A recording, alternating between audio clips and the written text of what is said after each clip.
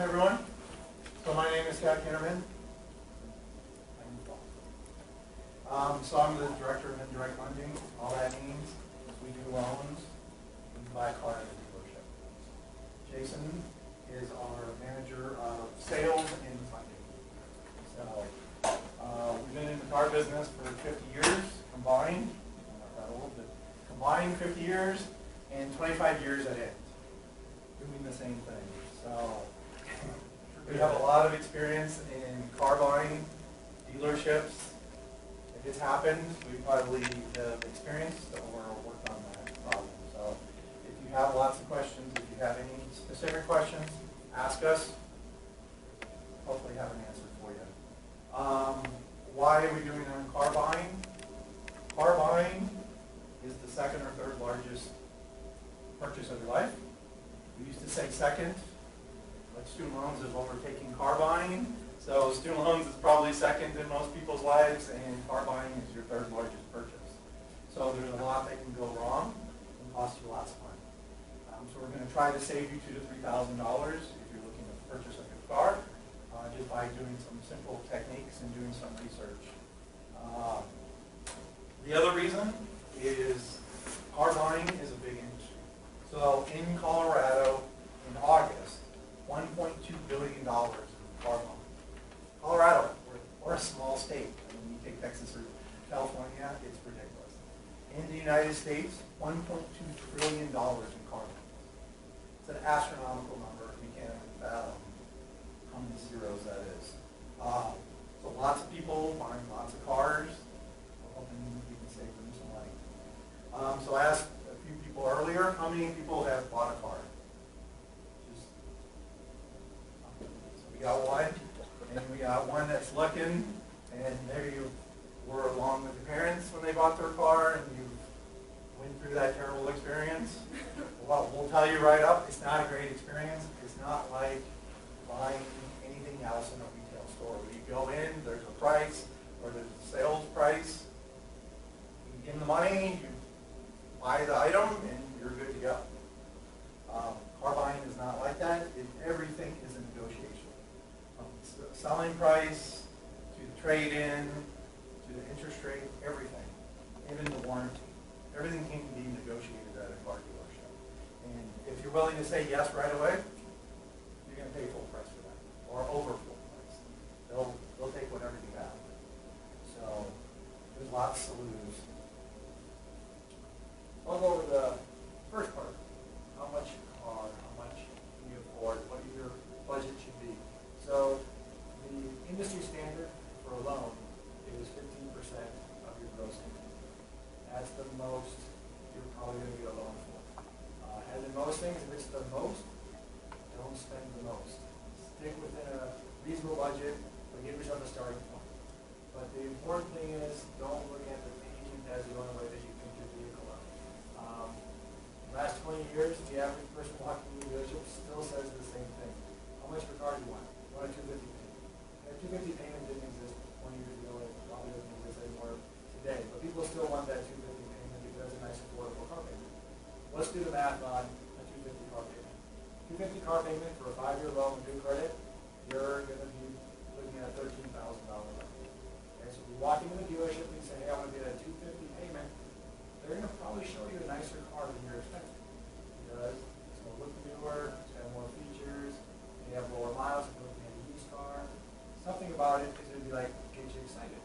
I'm buying an awfully nice car for $250 a month. The reason I say don't go for the payment is because that $250 payment that you're thinking of in the dealership side of it is not a 60-month loan. Maybe it's a 72-month loan or an 84-month loan. So what does that do to your budget? We're smart, land in hand, you said, I'm going to spend $13,000, but you got caught in that payment. But that payment on an 84-month loan is actually $18,000 coverage. So you just might spend $5,000 more without even realizing it because you still stuck to your 250 payment. But it's a loan, so there's interest. So 250 times 84 months is more than $18,000. With interest, it's $21,000. So right off the bat, thinking just for that one moment that you want to get a 250 payment and looking at nothing else, you can spend $8,000 more than you expected in a couple hours. If you think back to how long it takes someone to save $500 or $1,000 or $8,000, slowing down, looking at the whole process ahead of time can save that $8,000 and get you in the right car at the right budget versus just going with the excitement and spending a heck of a lot more money forever. Okay, so we're talking about bits and pieces of the car buying process. So he talked about payment and a little bit of purchase price. Trade-in value. A lot of us have a car. Maybe it's junker, maybe it's not. Doesn't really matter. But that is another place that you can save money. So a lot of people think their car is worth retail. I'm telling you, it is not. Or at a dealership, the rule of thumb is $2,000 to $3,000 under wholesale. Because what they're going to tell you is you spilled Kool-Aid in the back, there's a dent in the back, there's scratches, and it's got too many miles, I can't sell this thing. Right? They're a for-profit organization. They're going to run it through the shop and either put it on the lot or get rid of it. They're not going to give you full retail. You know, your option is you can go sell it on Craigslist if you want to go do that. So you need to know the value of your car. You can do that through nada.com, nada.com, or kelly.com. It'll give you wholesale, trade-in, retail. That wholesale number minus a couple grand.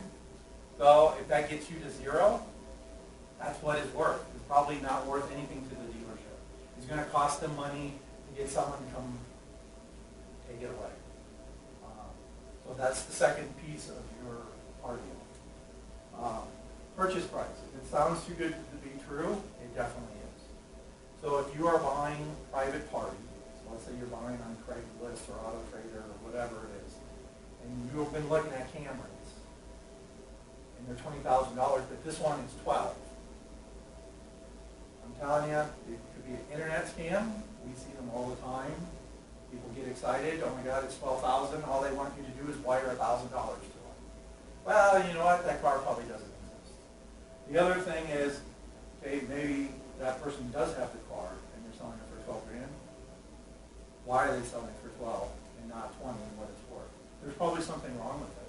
Could have been an accident and been repaired. Could have been a flood.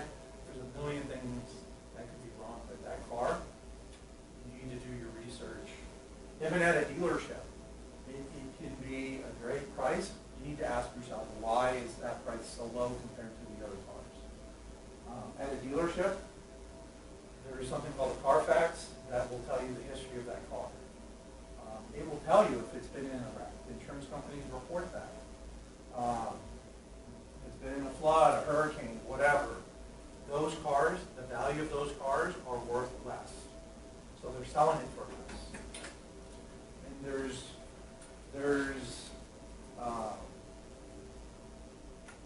a reason they're doing that. So, dealerships. If you haven't bought a car at a dealership, they all have dealer handling. And it's anywhere from $0 to $800.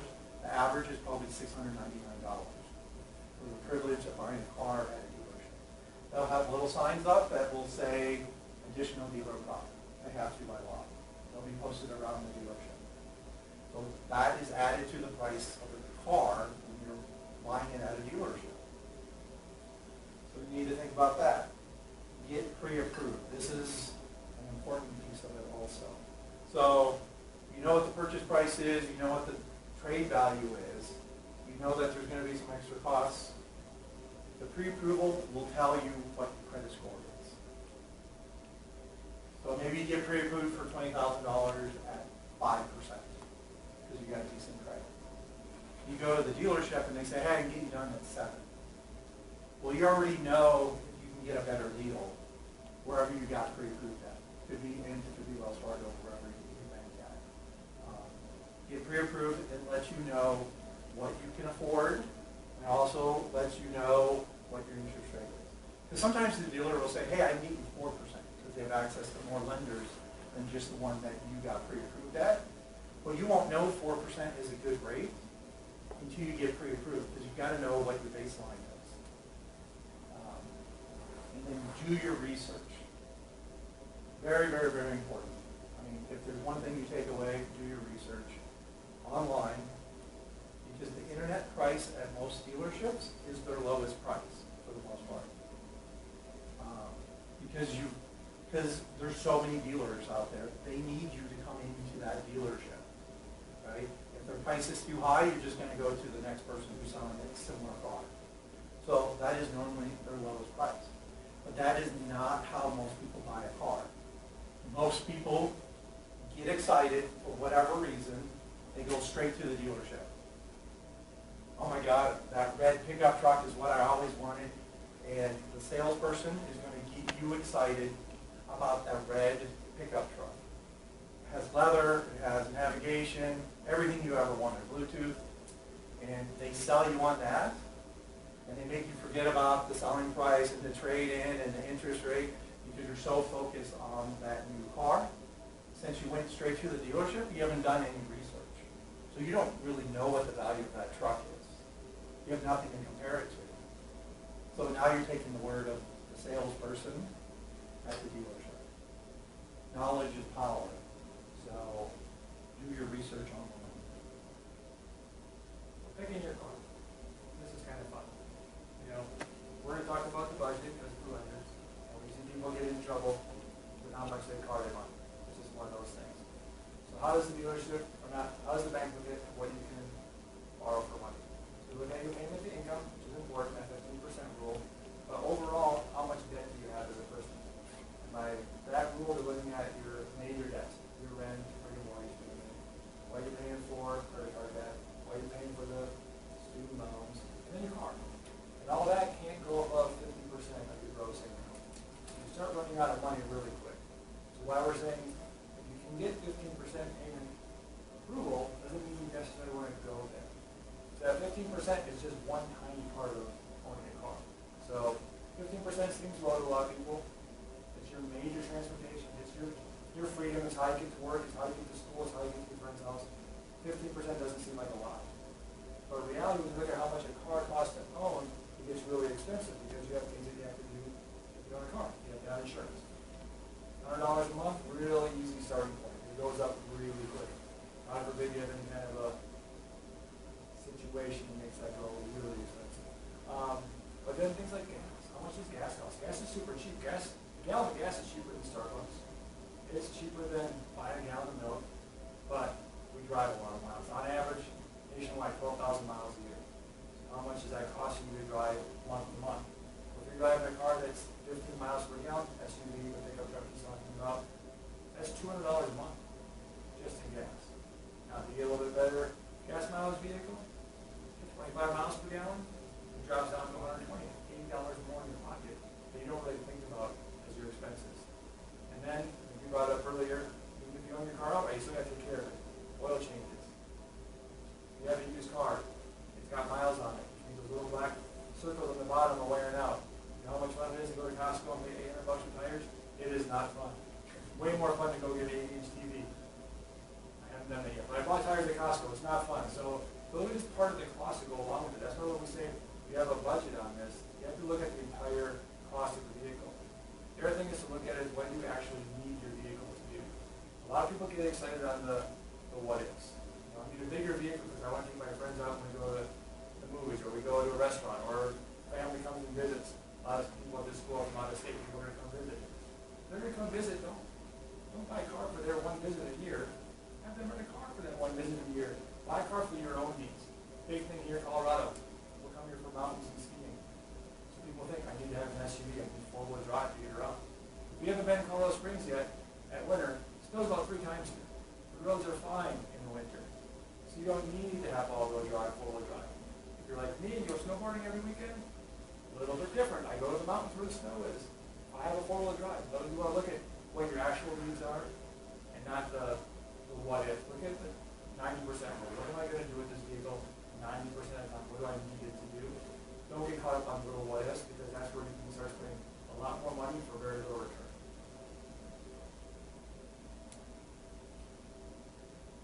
One's first need. So most people who go into the dealership are looking for luxury features. They're looking for nav, leather, heated seats. You know, some cars have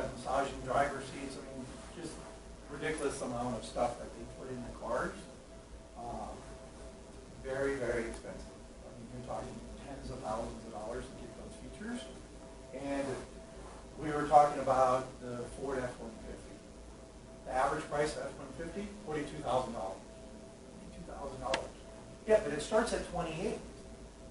What does it go to? 70,000. Like, how is that even possible? So they start with the same truck, and they add so many features to it that it doubles and triples its price. That's kind of what they're doing today, is they suck you in, you get excited, maybe they switch you to a little bit less car, but they got you into the dealership. Speed and size. So he talked a little bit about, having a four-wheel drive. I'm going to use him as an example. So he bought an Expedition, so he could go camping, bought a little pop-up, bought with a bigger trailer, and he bought the Expedition. Well, how many times do you think they go camping? 3 times a year. Who drives that? His wife drove it every day to work. Can you imagine? I mean, that thing's getting 10 miles to the gallon or 12 miles to the gallon as a daily commuter because they go camping 3 times. Thousands and thousands and thousands of dollars. Speed. People watch the Fast and Furious movie, and then they want to go buy a WR, something fast. But what they don't realize is, okay, maybe you buy that car used for $400 payment. The insurance is going to be more than your payment. So now you have a $400 payment, and you have $400 in insurance because it's got a 450 horsepower motor, and they're expecting you to get speeding tickets and wrap it around the pole. Probably. What do people really need? Reliable transportation. I mean, you can get really good deals. I mean, I always bring up the Ultima. It's a rental car, right? There's a million of them. They're all white and silver. Now you're going to go out and that's all you're going to see, white and silver Ultimas. But it's a rental car. It's just a standard sedan. Pretty nice, pretty loaded. You can buy like a 2 or 3 year old one for $10,000 or $12,000. That thing will probably last you 10 years with very little maintenance. Right? So what do you really need? Payments.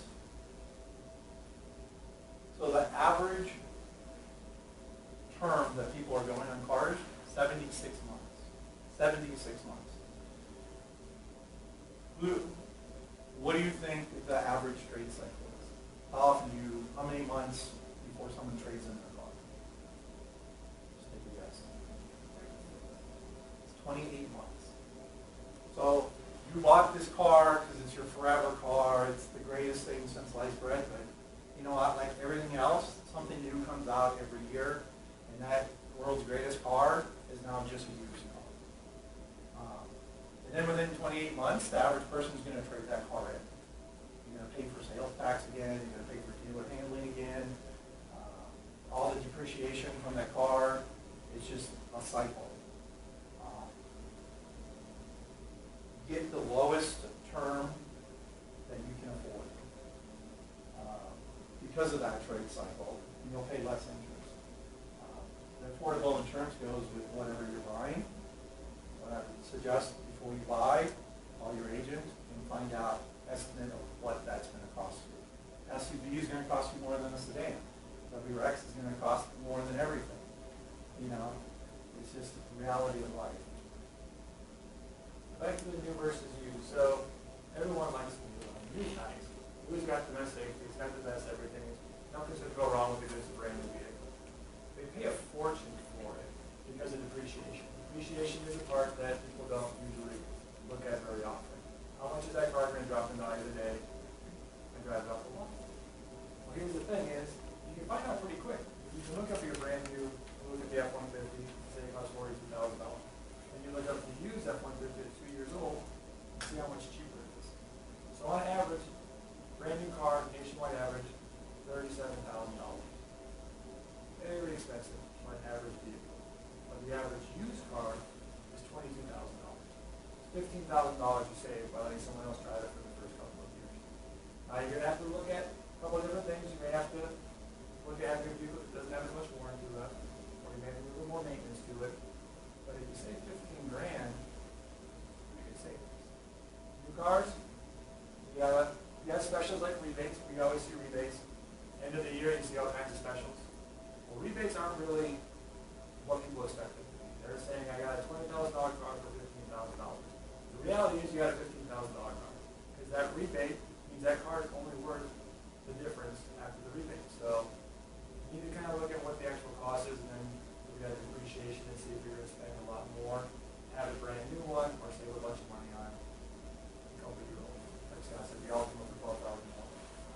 you have a lower price because the depreciation is gone, and there's a wider selection, right? Because if you go to a Chevy, they're going to carry mostly Chevy cars. If you go to CarMax, they're going to have 400 cars in them. All different makes and models, it's a wider selection. And then the resale value, because of the depreciation, you buy a couple-year-old car, you could then look from there 2 years in the future, and you'll find that the depreciation is only a few $1,000s and not $15,000. I'm Marty. Everyone's afraid of the dealership. So maybe you're thinking of buying a car at Craigslist or Auto Trader online. I've done it before. I bought a car private party. But you have to remember that you're buying it from someone you just don't know. If you're buying it from your family, great. You know the car's history, you know everything about it. If you're buying a private party and you don't know who the person is, or you're buying it from a long distance away, there's all kinds of what ifs. Number one, does that person own the vehicle? Is it a real car dealer like he was talking about before? Or is there multiple people on the title and only one person is signing off on it? So you pay someone for a car that you can't own all the way because someone else isn't there in the picture anymore. You see that a lot where dealerships are trying to get ex-spouses to sign off on titles because they gave the car to the other half, they never signed off on it. So these private party becomes very, you put yourself in a lot of worry on if you can actually own that vehicle or not. The other thing is there's still a loan on that car. So if you bought that car for $10,000 but didn't pay off that guy's loan because he went too long term and didn't put enough money down, who's taking care of that extra $5,000 to get that vehicle out of that person's name? And then you have the whole liability issue. You know, a dealership, they spend millions of dollars building a building. They have all their people that are certified mechanics. They have everyone there to make sure that the car deal is pretty much straightforward. If you're buying it from a person in the garage, or you're buying it from someone you met at Walmart, you don't know what's been done to that vehicle. You can't go online and give them a bad review and have them try and make it better for you. You're just kind of stuck. So I can say it's possible, I've done it myself, but it's still one of those things. There's a lot more unknowns on that, and there's a lot less safeguards for you as a consumer. So take that into consideration, even if it's a really good deal. So mechanical inspection, get the Carfax. I mean, it's $25. It could save you thousands of dollars. So that same expedition that you bought, so you're learning from our mistakes, or his mistakes. So that expedition you bought from a dealer who got it through an auction, where'd it come from? Michigan. It was 3 years old. Great deal on it, right? What do they have in Michigan? Lots of snow, lots of ice, lots of salt, lots of chemicals. Yeah, tailgate was rusting for 3 years. So have it inspected, take a look at it. What I would recommend is you take it to a mechanic, $100, $125. Have them look at everything. They'll look at the brakes, they'll let you know. Okay, the brakes work fine, right? But maybe it's only at 20%. And in 6 months, you're going to have to replace the brakes. So that's an expense onto the used car. Maybe something is leaking, because you don't know why they're selling the car, right? So maybe they power washed it to hide the leak, and you don't know it, because when you looked, it was fine, but a mechanic could see it. You know, for $100, it's worth it. Even if you're buying at the dealership, a used car, I would recommend having it inspected. Yes, do they have an inspection? Yes. The state law says it needs to be safe. That means the car has to stop, the blinkers have to work. It doesn't say the engine has to run well. It doesn't say how many miles, all that other stuff that we care about. The law doesn't say anything about that. It just needs to know that when it drives off the lot, it's safe. So if you can't afford this, you probably shouldn't be buying a car.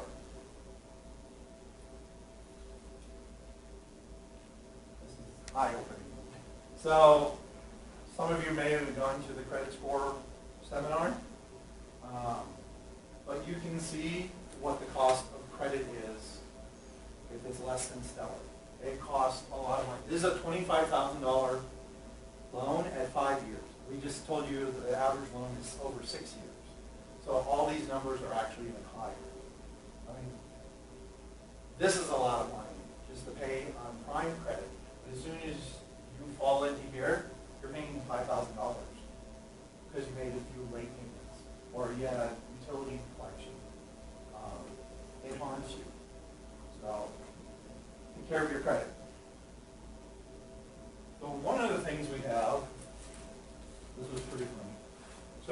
went, so we do a lot of contracts and a lot of business with the dealerships.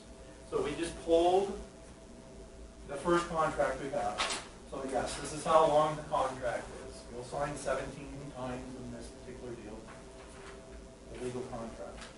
So this lady purchased a 19 Honda Accord Turn. Pretty average car, right? You're probably not going to turn your head. It's a nice car, but it's not like, oh my God, look at that Porsche going down the street. So she paid $36,000. You said the average new car is $37,000. So she's right in line. This is a basic sedan. This is not an SUV. She traded in a 12 Acura TL with 70,000 miles. That is a really nice car. They gave her $14,000 for it. So that just tells you how the depreciation on cars work. Always going down. So she was minus $2,000 because she had a loan on that car that she traded in. She paid $1,500 for tint, pinstripe, and floor mats. Right? Crazy, right? But she was probably excited about all the gizmos because it's a Touring edition. So it has nav and Bluetooth and lane departure and all that. So she bought gap. She bought a maintenance and a warranty. At the end of the day, she financed $45,000, $400 on a $36,000 car. She was only negative $2,000. The average is higher than that. She has good credit, but she went 84 months, probably because of the payment. She has good credit. Interest rate was 5.49 because of the longer term. Interest rate goes up. Total payments, $55,000. She paid $55,000 for a $36,000 car that she's probably going to trade in 28 months. So buying a car is very expensive. So that's why we're telling you, know what you can afford, do it at the shortest term, buy the car that you need, not that what you want. The thing to look at on this is that you asked this lady, she's smart, professional, lots of credit, knows what she's doing. But buying a car gets confusing. A lot of things that happen. I guarantee if we called her up and asked her how much she paid for a car, she's going to say $36,000. Maybe $55,000 really, but in the mindset, I'm going to pay $36,000. Everything else is just ancillary. You don't really think about it. You're buying the payment, or you're buying the interest rate, or you're buying the car for the price part of it. Well, what you need to do is go in there and get your best deal. And negotiating is part of that process. And most people don't want to negotiate. They fear that. People don't want to go into the dealership and get in someone's face and say, I want a better deal. And the beauty is you don't have to go in front of someone's face to get a better deal. You get the best deal by going online. Honda Accord, okay. So right here in the Springs we have 2 dealerships. But then we got 8 more. We got 10 stores. So that person would have gone in there on her computer and said, Honda, hit all those dealerships with an email saying, I want a Touring Edition Accord, bright red, what's your best price? So we gotten a response from all 10 of those stores, probably within about 15 minutes. And a couple of them would have got a little bit better deal. We looked, she paid the window sticker. She got $36,000 for that car. The invoice is $33,000. There's $3,000 a room on that car deal. But if you walk in and you say, ooh, it's pretty, I like it, can you get my payment? Great. No one's worried about the car price. So right off the bat, she probably could have gotten about $3,000 off of it. The next question is, after you get those dealerships that are working a better price for you, you go, well, that's not the best price I heard so far. What's your real best price? Well, say you back another number. It might be $100 difference, it might be $1,000, but all you have to do is type it on an email or do a live chat with them. Then you bring up your trade. Got this gorgeous Acura. It's only got 70,000 miles on it. One owner. What do you guys think it's worth? They'll come back and give you a number. Okay, we'll give you the most number. Okay, I got this number for my selling price. I got this number for my trade. I'm getting through the process pretty well. But you're not done. You still want to say, what kind of loan can I get? You can get pre-approved with your lender. Great idea. But you can also have them try and earn their business as well.